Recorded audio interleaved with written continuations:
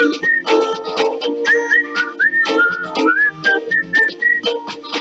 écoutez l'émission Apprendre à vivre heureux avec vos animateurs Estelle Borgia et Sébastien Caron.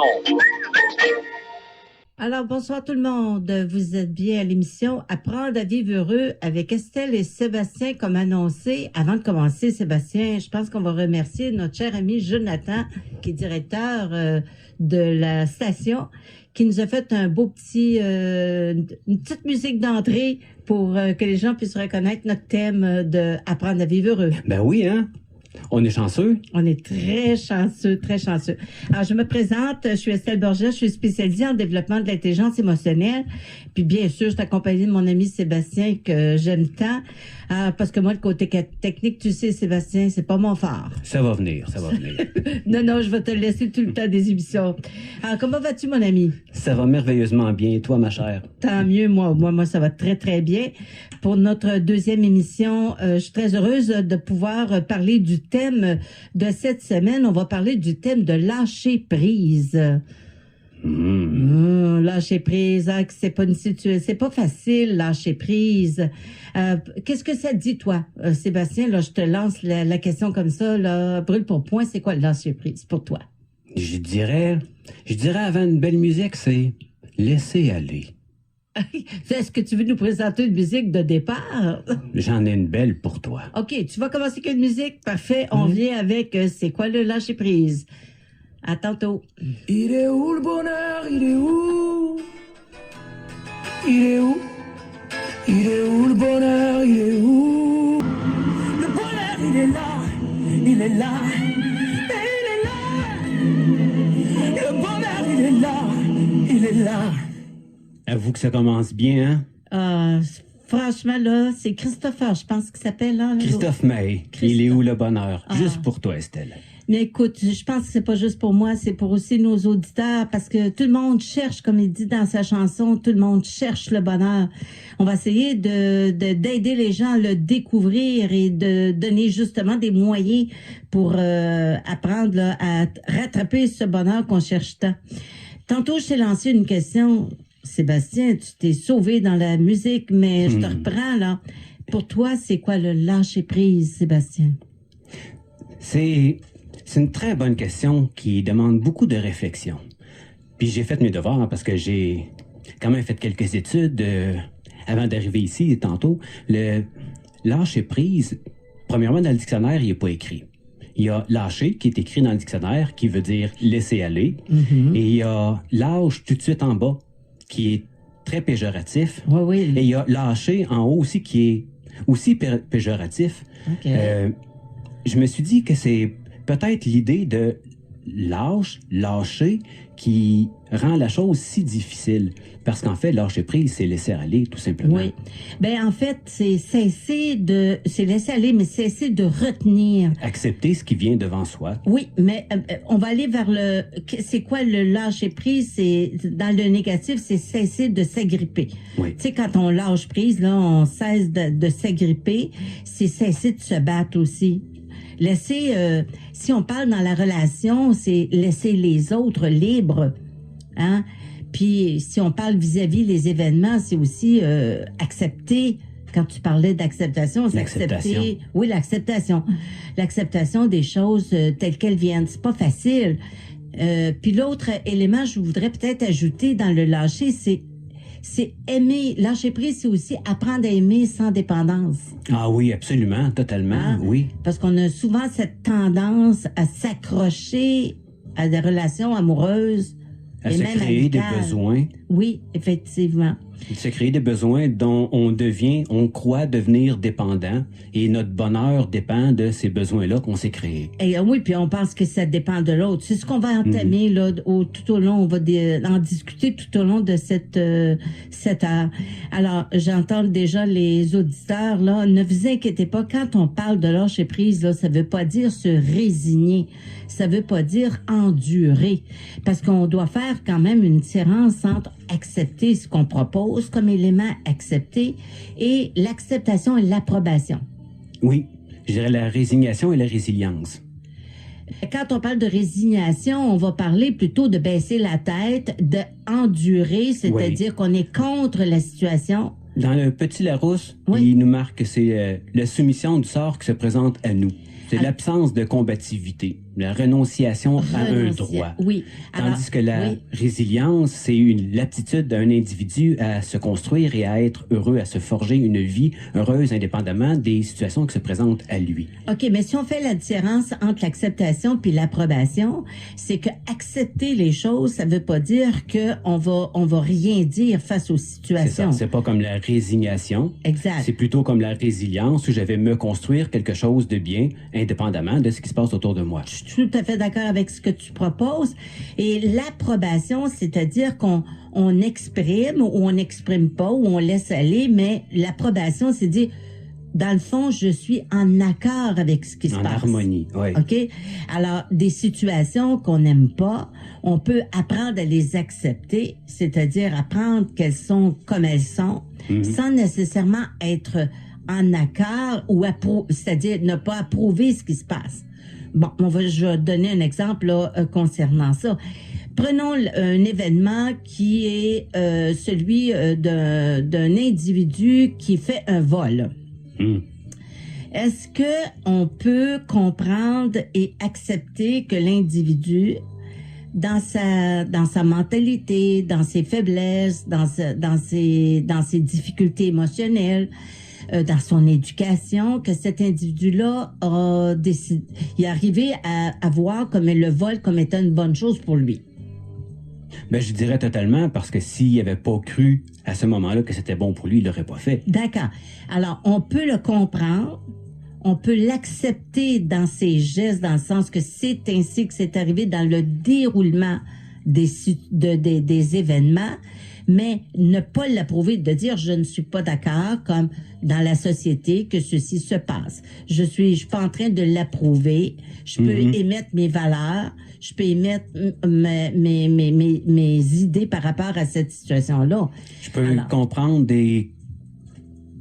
comprendre la situation sans pour autant la cautionner. Exactement. Alors, approbation, c'est cautionner. Très juste. Je trouve que ton terme est très adéquat aussi. Alors, ici, ce soir, on va essayer de voir le lâcher-prise. Comment on peut apprendre à lâcher prise? Alors, la première chose qu'il faut retenir, le lâcher-prise, ça c'est pas à l'extérieur, là. On peut pas acheter du lâcher-prise en canette, là. Ça serait bien trop merveilleux, hein? Ça serait facile, on l'achèterait en caisse. Mais le lâcher-prise, c'est vraiment un travail intérieur.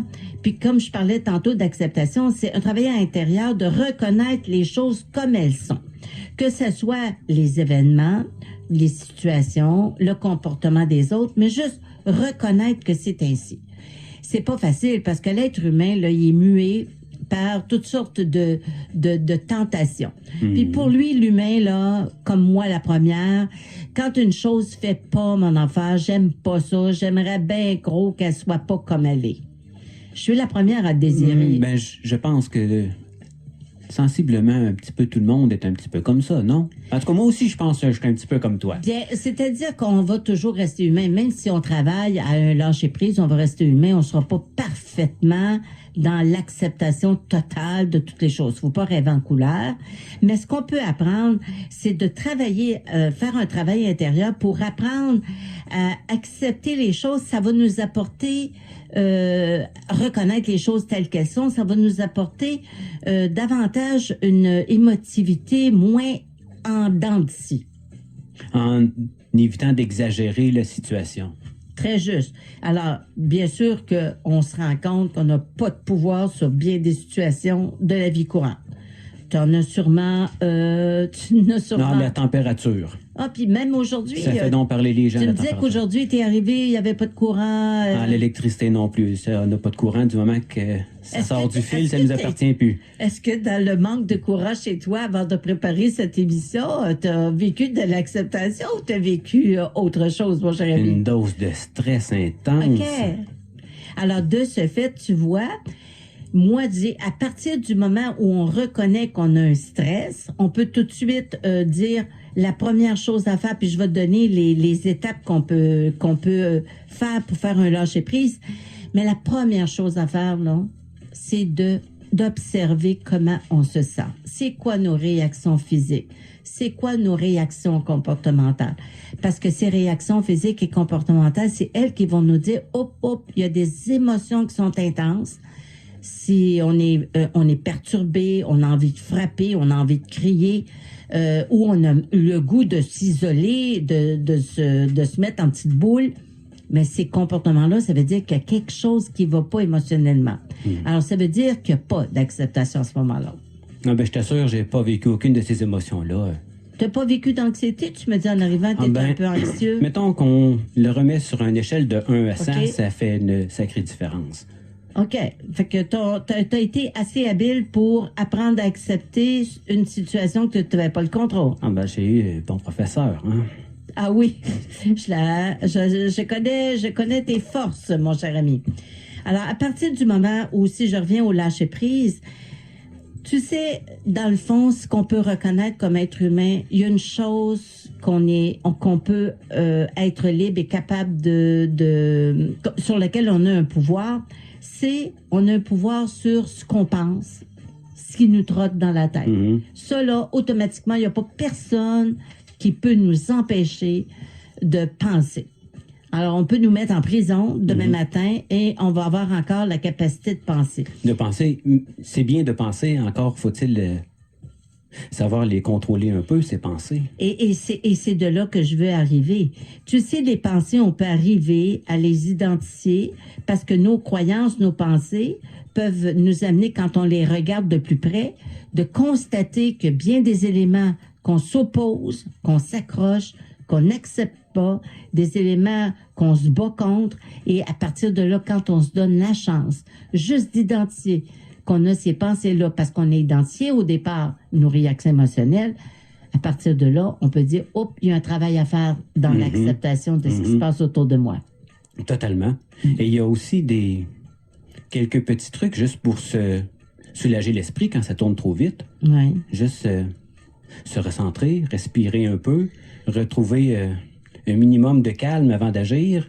Effectivement. Alors, tu es en train de tout donner mes trucs pour les étapes qu'on va finaliser. Fait que si je me la fermais tout de suite puis je mettais une musique, ça ferait-tu ton bonheur? On pourrait laisser ça puis laisser nos auditeurs jongler un peu sur nos propos.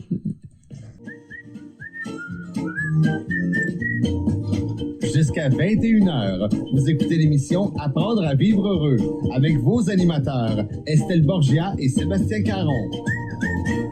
Alors, vous êtes toujours au 103.1 FM. Alors, on continue notre discussion, notre cher ami Sébastien, concernant le lâcher-prise. Moi, j'aimerais qu'on regarde, tu sais, quand on parle de lâcher-prise, on parle de s'agripper, de s'attacher. On parle aussi... Retenir. Mais il y a une partie où c'est l'exigence. On a une tendance, comme être humain, de vouloir que les gens ou les événements se réalisent ou les gens fassent ou agissent comme nous. Comme on veut, autres. Oui, comme on l'a planifié. Exact. On est un petit peu comme des dieux au-dessus d'une montagne, puis on régit le monde. Hein? S'il fallait que tout le monde avait ce pouvoir, ce serait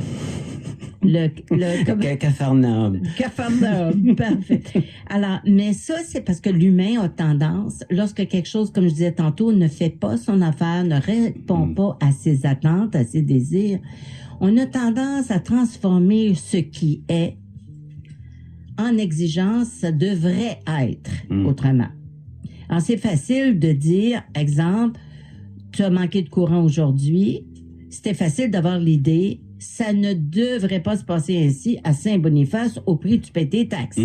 Puis en me disant que je devrais pas, je me causais du stress et de la colère. Oui, mais si je regarde par rapport aux événements, quand on regarde les événements puis qu'on dit cet événement-là fait pas mon affaire, et automatiquement, on a tendance à ramener ça en disant ça devrait pas être comme ça parce que ça fait pas mon affaire. Mais dans le fond, dès qu'on a l'exigence que ça ne devrait pas, on se rend bien compte qu'on a déjà eu une vision que ce qui était. Là, il faut revenir à la vision première, ce qui est, avant d'arriver à ça ne devrait pas être comme ça. OK, là, tu m'as perdu. Je t'ai perdu. OK, on va recommencer. si on regarde un événement comme celui de perdre le courant ou comme celui où le conjoint ne ramasse pas son linge, l'enfant qui retarde pour aller à l'école. Alors, on a tendance, quand on constate un fait, on n'arrête pas à constater le fait. On dit pas, ah, mon enfant retarde pour l'école, ah, mon conjoint a pas mis ses... Non, on se dit, ça devrait pas d'être comme ça. Mais Tu devrais pas faire ça. Alors, ce que je suis en train de te dire, c'est que l'esprit, l'idée, la vision, notre système, on a perçu la situation au départ. D'accord? On a vu ce qui était. Mais on a une tendance immédiatement, parce que ça répond pas à nos attentes, de dire ça ne devrait pas.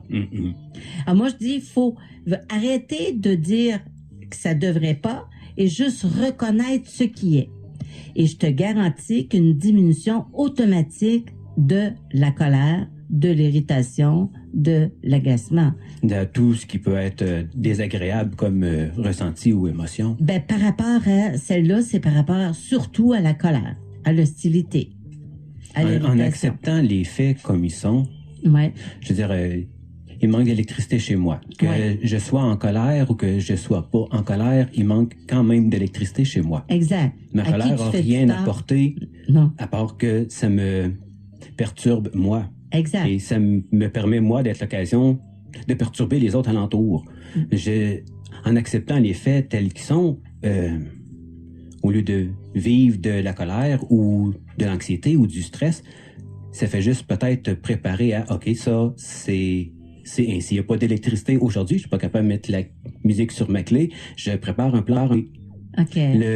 L'énergie que j'économise à pas être en colère, ça me permet de prendre cette énergie-là pour préparer un plan B, puis un plan C, puis peut-être juste me calmer. Mais c'est grâce au fait que tu as reconnu les choses sans exigence. À partir du moment où tu les reconnais sans exiger qu'elles soient autrement, ça amène justement l'acceptation.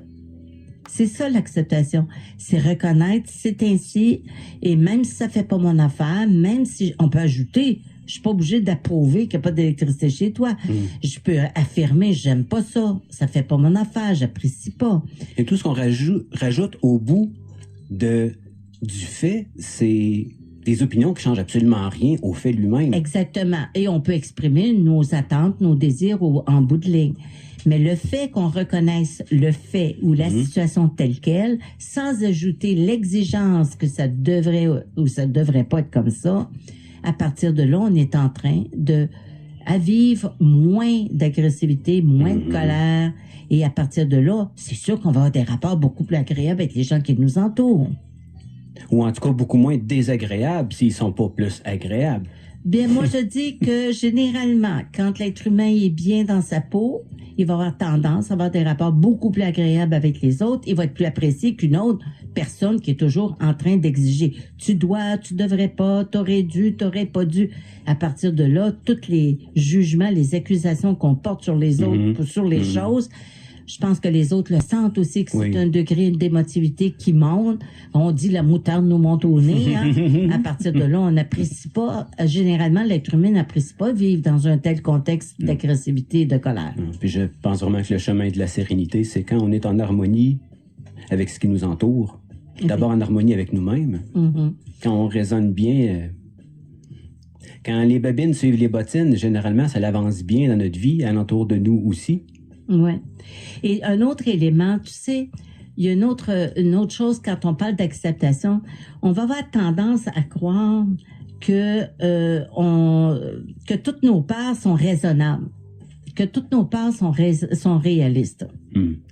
Alors combien de fois qu'on s'est fait, moi-même, j'ai eu tendance à avoir peur à des choses qui étaient complètement déraisonnables.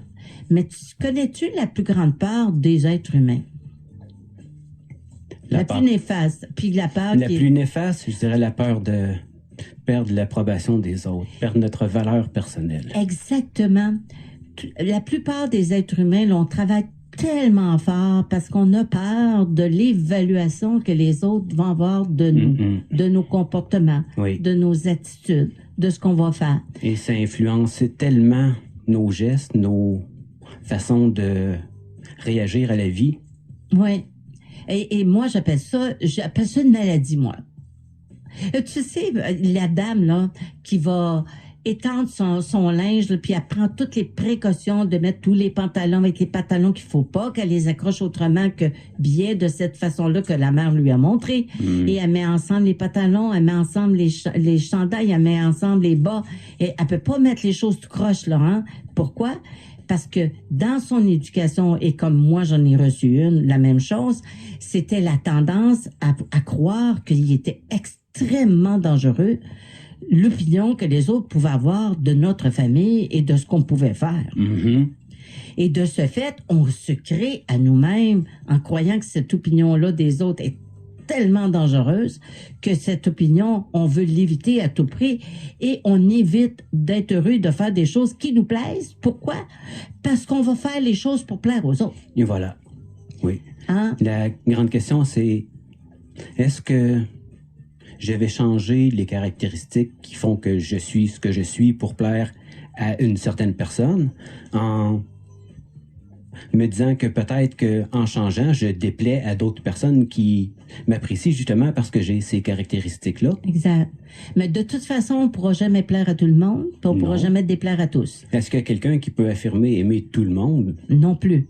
Mais si je reviens, pourquoi j'aborde cette vision-là de vouloir la peur de plaire, c'est parce qu'on a de la difficulté à accepter que l'autre a le droit à sa propre opinion de ce qu'on fait et de nous. Puis en plus, on ne l'accepte pas et il y a des gens qui vont se battre, ils vont endurer des situations, ils vont agir agressivement parce que l'autre va avoir dit des choses sur sa valeur ou il va exprimer une opinion. Alors pourquoi accorder tant d'importance à l'opinion des autres? Moi, je me dis, ce qui se passe dans la tête des autres, on s'en sacre-tu? Bien, on a des difficultés pour, je te comprends, par rapport à vouloir se débarrasser de cette idée. Mais quand on commence à penser qu'il est insupportable que les autres pensent des choses négatives de nous, on est en train de vivre énormément d'émotivité et on n'est pas en train d'accepter que l'autre a pleinement le droit d'avoir les idées qu'il a. Et de toute façon... On n'est pas en harmonie avec nous-mêmes quand on passe par le regard des autres. Exactement. Mais de toute façon, j'allais dire que peu importe ce que pense l'autre, c'est une question d'un danger qu'on s'imagine comme étant extrêmement dangereux, extrêmement insupportable.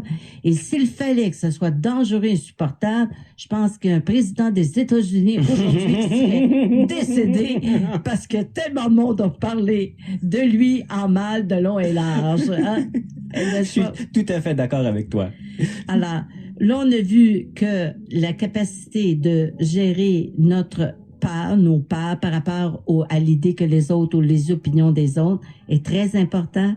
Apprendre à relaxer, apprendre à accepter que l'autre a le droit d'avoir les opinions qu'il a et de toute façon, même si que tu les connaisses ou pas, il y a toujours des gens qui vont parler en mal, il y en a d'autres qui vont parler en bien. Mais de toute façon, tu n'auras jamais le contrôle sur ce que pensent et disent les autres. Alors pourquoi continuer de s'en faire? Exactement. Puis accepter qu'ils ont le droit de dire et ne pas donner cette importance et là, on est libre. Ne pas nourrir l'opinion des autres, le regard des autres sur nous-mêmes. Parce que peu importe ce que tu peux penser de moi, ça ne changera pas ce que je suis fondamentalement. Exactement. Et là, tu vas être libre de l'opinion des autres. Vous écoutez l'émission Apprendre à vivre heureux avec vos animateurs Estelle Borgia et Sébastien Caron.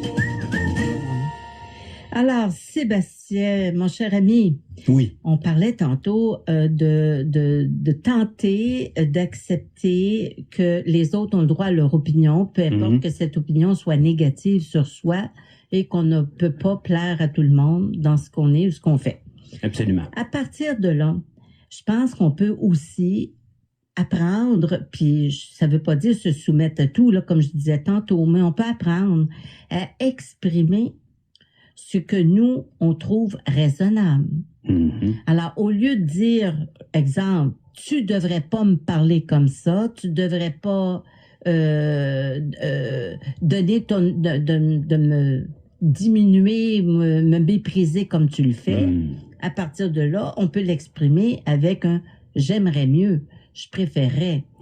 Déjà là, ça va faire une souplesse dans l'expression de notre désir et notre attente. Ça veut pas dire que l'autre est obligé de se soumettre à ce désir-là, mais tout le moins, on va avoir pris les moyens pour valoriser nos idées, nos opinions, nos attentes.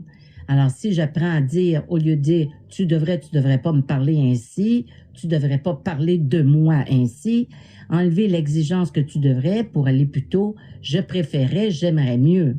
Oui, et je vois... laisser l'autre libre là, d'agir. En disant « tu devrais » ou « je préfère que », d'un côté, tu offres à l'autre personne une occasion différente d'interpréter différemment ton besoin. Exactement. Je veux que ou j'aimerais que, tu dois, ça s'interprète pas de la même façon. Et dans mon cerveau non plus, quand moi je dis tu devrais, je me crée une idée qui crée une émotion, alors que si je dis simplement j'aurais aimé, j'aurais préféré, je crée pas la même idée dans mon cerveau qui ne me crée pas la même émotion. Exactement. Alors c'est à toi que tu fais du bien. Dans les deux cas, j'offre l'occasion aux autres de bien interpréter ce que je veux et je me permets à moi de me faire du bien. Et de plus, juste se donner, puis moi je mets au défi les auditeurs. Mettez-vous au défi quelquefois demain dans la journée ou même à partir de ce soir, quelques occasions au lieu de remplacer vos tu devrais par j'aimerais mieux, juste constater le changement chez vous. Absolument. Et constater le changement chez l'autre. Oui, totalement. Parce que c'est là où il y a beaucoup de difficultés relationnelles, parce que tu devrais, t'aurais dû, tu n'aurais pas dû. À partir de ces expressions, l'autre va avoir tendance à se sentir coupable. Et qu'est-ce qui arrive? C'est la guerre des mots.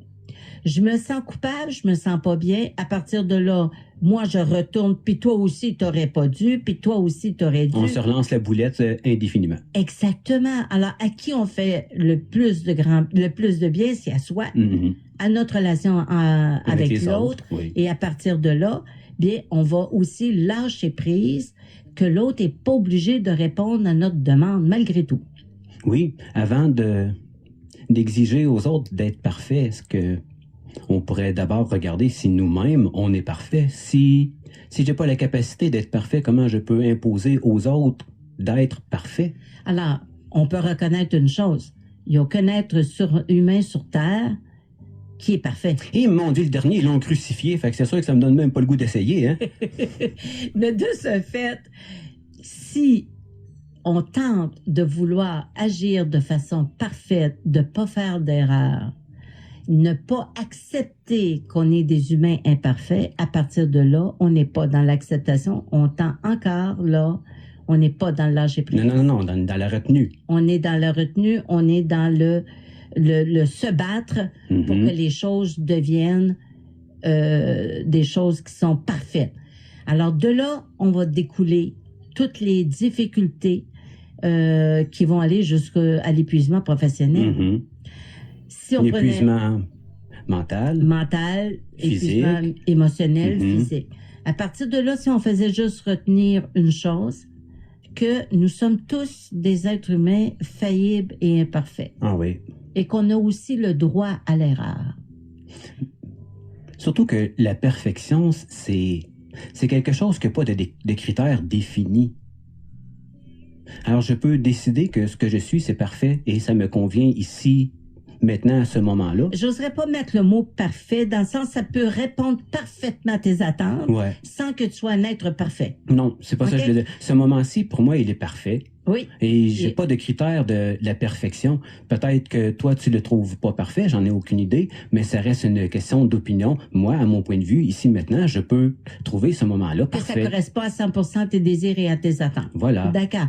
Mais est-ce que pour autant, l'être humain est parfait en soi? Non, on n'a pas de critères de ce que c'est être parfait. Alors, pour être parfait, il faudrait que tu fasses parfaitement toutes les choses à partir du début de ta vie à la fin de ta vie. C'est quoi parfait? Mais ça n'existe pas, la perfection. Ben voilà, c'est une opinion. c'est difficile d'être parfait parce que les êtres humains, de toute façon, on est reconnus comme des êtres humains imparfaits et faillibles. Et sur ça, bien, accepter justement qu'on est en mesure de vivre et faire des erreurs, nous diminuons notre taux d'anxiété. Pourquoi? Parce que plus on accepte qu'on est des humains, plus on accepte que les autres sont des humains qui font aussi des erreurs, même si on n'est pas d'accord, parce qu'encore là, on peut accepter que l'humain fasse des erreurs, mais on peut aussi reconnaître qu'on n'approuve pas certaines erreurs parce que ça répond pas à la qualité, exemple, du travail qu'on a demandé. On peut mettre notre affirmation en disant « j'apprécie pas, il y a telle erreur que t'as fait au travail, il y a une conséquence, j'apprécierais qu'à l'avenir, que tu puisses corriger cette situation-là. » Et à partir de là, les tensions sont moins grandes aussi au travail. Oui, parce que l'autre a la possibilité aussi d'exprimer le pourquoi ou sa vision de la situation. Exactement. Et là, on est en train encore de parler d'une émotion intense que les gens vivent, qui est l'anxiété. L'anxiété on appelle ça l'anxiété de performance. Il y a l'anxiété aussi de l'opinion par rapport à l'opinion des autres. Alors, cette anxiété, je rencontre régulièrement des clients à mon bureau qui vivent tellement un taux d'anxiété quand ils commencent juste à accepter qu'ils sont des humains imparfaits. À partir de là, les épaules se détendent et les gens commencent à respirer un peu mieux. Et à partir de là, ils ont un petit peu moins de brûlement d'estomac. Parce que faut pas oublier que l'anxiété va causer plusieurs malaises physiques. Et c'est très dommage parce que c'est pas juste la médication qui peut régler ça, mais si on travaille à changer nos idées, on peut apprendre à soulager nos malaises physiques qui sont causés par cette anxiété-là. Et j'en suis une preuve vivante, en effet. Je dirais, d'une autre façon, c'est se redonner nos droits et redonner les droits aux autres. Les autres ont le droit d'être ce qu'ils sont comme ils sont parce qu'ils ont leur vécu, leur histoire, qui font qu'ils sont ce qu'ils sont. Et ça me permet aussi, moi, d'être ce que je suis comme je suis parce que j'ai toute une historique derrière moi qui fait que je suis ce que je suis. C'est difficile de... Je connaîtrai jamais aucune autre version de la vie que celle que je vis maintenant. S'il y a d'autres versions, il va falloir que j'attende de faire le tour pour recommencer parce que pour tout de suite, je ne connais que ce que tu vis. Maintenant.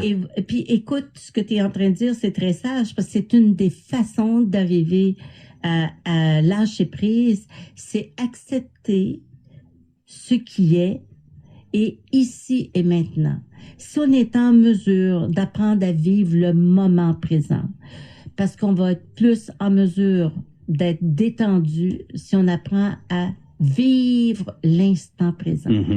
Alors, comme je le disais, on est tellement habitué de penser, notre cerveau circule des idées à la tonne et à partir de là, on est envahi de toutes sortes de pensées qui nous causent des tensions. Si on est juste, comme tu le suggérais tantôt, se mettre à respirer, être en mesure de prendre conscience qu'on vit des difficultés, mais qu'on vit des tensions, à partir de là, on est déjà et se recentrer ici et maintenant. La respiration. Est-ce qu'on a eu le temps de faire le tour des étapes? Alors, les étapes du lâcher-prise. La première chose, c'est observer les tensions intérieures. On a des serrements de dents, on a de la pression au thorax, on a des sensations intérieures de perdre le contrôle, des résistances et des tensions musculaires. Juste prendre conscience de ça, c'est la première étape. À partir de cette prise de conscience, la deuxième étape, c'est de prendre une grande respiration. Si on prend une grande respiration profonde, le plus profondément et lentement que possible, à partir de cette respiration, on va se rendre compte que ça libère un espace physique à l'intérieur de nous, dans la cage thoracique, et automatiquement, ça diminue la tension émotionnelle. La cohérence cardiaque aussi arrive à un résultat sensiblement. C'est un modèle pour arriver à ça. Respiration pranique aussi arrive à un résultat de calmer les neurones. On sait jusqu'à quel point la respiration est essentielle à la vie. Alors, je répète, observer les tensions, La deuxième, prendre une grande et profonde respiration. La troisième, c'est d'identifier nos peurs. De là, pour comment on peut l'identifier en se posant des questions. De quoi ai-je peur? C'est quoi le danger qui me menace actuellement? Qu'est-ce qui peut arriver de pire dans cette situation-là? Et ces trois questions-là vont mettre en perspective et on va relativiser en quatrième point davantage, justement, on va relativiser la situation. Oui. Recontextualiser les choses d'une façon plus réaliste. Exactement. Parce que souvent, quand on identifie nos peurs, on a des idées déraisonnables. On pense, comme on le disait tantôt, que c'est insupportable. On pense que c'est la fin du monde. On pense qu'on va mourir. C'est pour ça qu'on veut contrôler. Parce qu'on pense tellement qu'il y a un danger qui nous menace qu'on veut que les choses se passent comme on veut. Alors, si on commence à se questionner, est-ce que c'est la fin du monde? Qu'est-ce qui peut arriver de pire? À partir de là, on va être en mesure de voir qu'il n'y a pas personne qui va en mourir. Possiblement, à moins que vous soyez en train de conduire, piloter un avion de la 3000 pieds dans l'air. Ou de toute façon, tout le monde va en mourir, mais chacun à leur tour à un moment donné. Oui, ben, du fait que quand on pense qu'on va en mourir et qu'on se met des idées que c'est insupportable ou invivable, c'est à partir de là qu'on va vivre ce grand stress-là. Et je pense vraiment que c'est cette pensée-là qui nous fait penser obligé de contrôler ce qui nous entoure. Exact. Et ce contrôle-là, c'est ça la retenue, c'est le non lâcher prise. Exactement. C'est pour ça qu'identifier les peurs, de quoi j'ai peur. Est-ce que j'ai peur d'avoir de l'air fou? Est-ce que j'ai peur de perdre mon emploi? Et si j'ai peur d'avoir l'air fou, au bout du compte, ça change quoi? Et là, on va aller dans la quatrième élément de relativiser mes idées par un questionnement. Et puis après, même si j'avais de l'air fou, est-ce qu'on va en mourir? Même si j'avais de l'air imbécile aux yeux des autres, est-ce que ceci va faire en sorte que le monde va arrêter de tourner? Et c'est de là que relativiser nos idées, c'est d'être un peu plus raisonnable.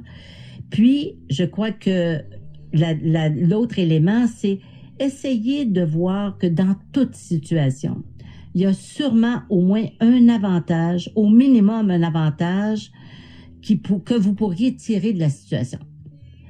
Exemple, si je dis, comme toi, tu dis, j'ai peur, j'ai pas d'électricité, j'ai peur d'arriver sans ma musique, pas sur ma clé, et là, est-ce que tu as pu tirer un avantage quand tu as pu te calmer un peu? Quel avantage as-tu tiré? Que j'avais déjà un plan B et un plan C. Et voilà. Vois-tu, dans cet avantage, de trouver un plan B. Et dans toutes les situations, même si on considère qu'on a peur des situations, il y a sûrement un avantage à en tirer. Et je dirais même le fait de ne pas avoir peur de l'opinion de l'autre ou du regard de l'autre, ça a l'avantage direct que je ne me prive pas de faire ce que j'ai envie de faire comme j'ai envie de le faire maintenant. C'est ça. Fait qu'accepter qu'on peut ne pas répondre aux attentes des autres, accepter que les autres peuvent nous désapprouver, accepter qu'ils peuvent parler en mal de nous. Mais c'est pas important que les autres approuvent tout ça. Nous, si on se fait plaisir, exactement. On est la première personne à qui on se fait plaisir. Mon Dieu, je trouve ça merveilleux. Sorti de ta bouche, c'est fantastique. Ben, merci.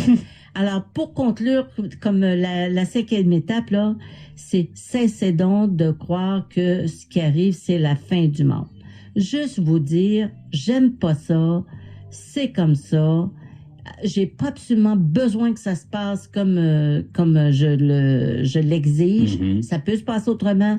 Puis il peut retirer du positif là-dedans. Juste à penser qu'il y a des gens qui vivent dans des camps de réfugiés, dans des tentes de toile, puis qu'il y en a qui réussissent à être heureux, à trouver du plaisir. Je me dis, on a très peu de raisons qui nous permettent de pas jouir de la vie. Ce qui nous empêche d'en profiter, c'est vraiment nos propres pensées. Notre mental. Oui. On a des bourreaux dans la tête. Hein? On a nos propres... On aime ça, cet appétit, hein? On est nos propres bourreaux, nos propres...